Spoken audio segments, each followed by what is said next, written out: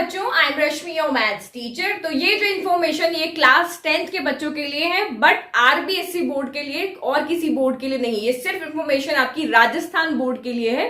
तो राजस्थान बोर्ड ने भी अपना रिजल्ट कैसे डिक्लेयर करना है वो हमें बता दिया है कि वो कैसे उनका रिजल्ट, बच्चों का रिजल्ट बनाएगी। तो उन्होंने यहाँ पे बताया कि क्लास 8th जो है, तो क्लास 8th में आपके जितने भी परसेंट बने थे उसमें से जो 3 आपके ऐसे सब्जेक्ट लिए जाएंगे जिसमें आपके हाईएस्ट मार्क्स है। कोई भी 3 सब्जेक्ट आपके लेंगे जिसमें आपके हाईएस्ट मार्क्स है, उसका परसेंट निकालेंगे और उस परसेंट का जो 45% होगा वो आपका क्लास 10th में ऐड किया जाएगा।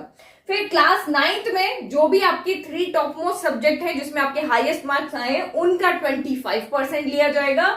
और क्लास 10th का जो आपके ईयरली, पूरे ईयर में आपके जो भी एक्टिविटीज हुई थी, चाहे आपके मिड टर्म एग्जाम हो, जो भी इंटरनल असेसमेंट जो भी हो, उसके बेसिस पे 10 मार्क्स लिए जाएंगे। और 20 मार्क्स आपके जो हमेशा जाते थे, 100 में से आपके 80 मार्क्स का ही पेपर होता था, बाकी के जो 20 मार्क्स होते थे वो स्कूल डिसाइड करके भेजता था। तो अभी भी ये 30 मार्क्स जो है वो आपके स्कूल के हाथ में है। बट ये दोनों मार्क्स, इन दोनों का वेटेज बहुत ज्यादा, लगभग आपके ये पूरा आपका 70% है। तो 70% मार्क्स आप अभी का अभी घर बैठे कैलकुलेट कर सकते हो कि 70% में से हमारे कितने आने वाले हैं। ये मार्क्स आपके स्कूल के हाथ में कि वो कितने देते हैं। तो ये आप कैसे कैलकुलेट करोगे, आप यहाँ पे देखो। जैसे मैंने यहाँ पे देखा कि क्लास 8 में मेरे साइंस, मैथ्स में और एसएसटी या हिंदी इंग्लिश कोई भी 3 सब्जेक्ट है, उसमें मेरे 90% मार्क्स हैं। कितने मार्क्स हैं मेरे? 90% है। तो 90% का मतलब क्या हो गया कि एक सब्जेक्ट का एवरेज मेरा यहाँ पे 90 मार्क्स आया।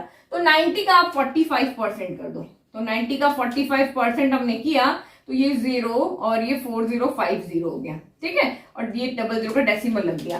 तो मैं यहाँ पे क्लास 10th का रिजल्ट बना रही हूँ, इसके अकॉर्डिंग क्लास 10th का रिजल्ट बना रही हूँ। तो क्लास 8th से मेरे कितने मार्क्स यहाँ पे ऐड हुए? 40 मार्क्स मेरे यहाँ पे ऐड हो गए, ठीक है। फिर क्लास 9th का मुझे 25% लेना है, तो वही 3 सब्जेक्ट आप यहाँ पे ले लो। उन 3 सब्जेक्ट जो maximum max to max marks जिसमें आए वो 3 सब्जेक्ट ले लो और उनका परसेंट देख लो या उनका एवरेज निकालो। एवरेज कैसे निकालोगे? साइंस का, मैथ्स का, हिंदी का 3 सब्जेक्ट का मार्क्स ऐड करो, डिवाइड बाय 3 कर दो। तो जो एवरेज आपका आ रहा है, लाइक कि मेरा एवरेज 80 मार्क्स आ रहा है, 80 मार्क्स आ रहा है ना, तो 80 का आप यहाँ पे 25% निकालो। जिसका 70 आ रहा है वो 70 का निकालेगा, जिसका 60 आ रहा है 60 का, जिसका 70 या 90 आ रहा है वो 90 का। तो जो आपके यहाँ पे वहां पे एवरेज बन रहा है उसका परसेंट निकालो। तो ये 25 इंटू 200 और 1000 डिवाइड बाय 100 हो गया। तो यानी यहाँ से आपको मिले हैं 20 मार्क्स। तो क्लास 9 से हमें यहाँ पे कितने मिले हैं? 20 मार्क्स यहाँ पे मिल गए, ठीक है।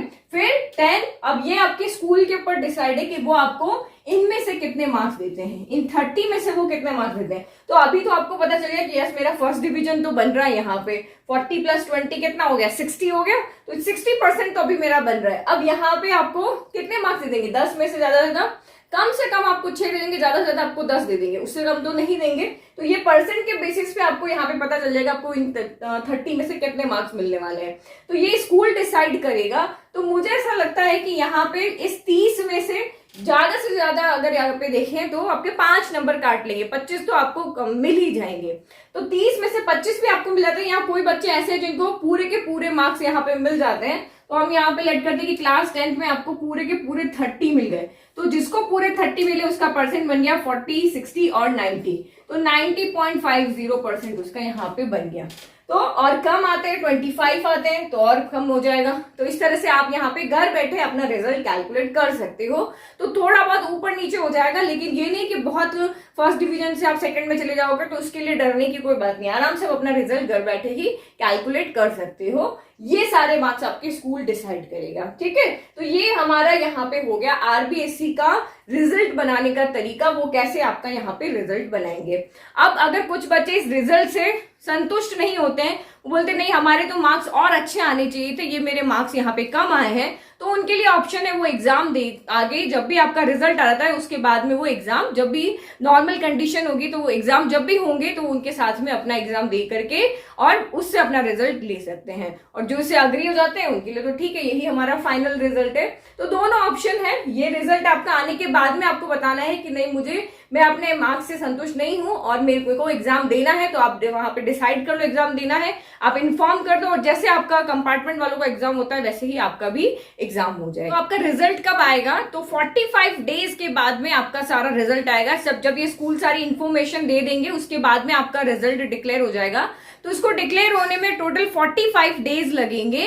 और अगर आप इस रिजल्ट से अग्री नहीं करते हैं तो आपको ऑनलाइन इन्फॉर्म करना पड़ेगा। अगर आप ऑनलाइन इन्फॉर्म करोगे तो उसके बाद अगस्त मंथ में आपका एग्जाम होगा। तो ये भी फाइनल नहीं है कि अगस्त में होगा, तो अगर कंडीशन सारी सही होती है तो अगस्त में आपका एग्जाम हो सकता है। तो आई होप इस फॉर्मूला को भी आप अच्छे से समझ गए हैं, आपके रिजल्ट के बारे में आपको पता चल गया है।